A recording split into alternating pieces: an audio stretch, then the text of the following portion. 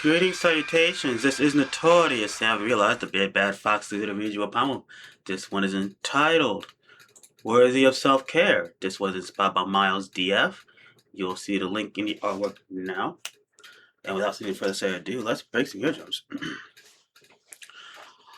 One should take a moment to ask for atonement, to apologize to your self-worth, and remind yourself that you are worthy of a break, yes, worthy of a chance to regather the splattered brain matter, to put such work and trial aside and return to a place of peace, as it is not a crime to cease one's tiresome task and bask in the times granted to you to choose whether you wish to work or wish to rest.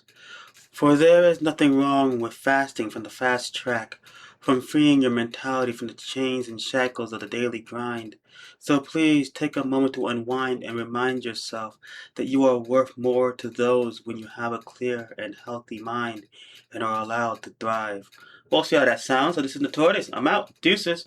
My crown away, I take my place, showing my face, whatever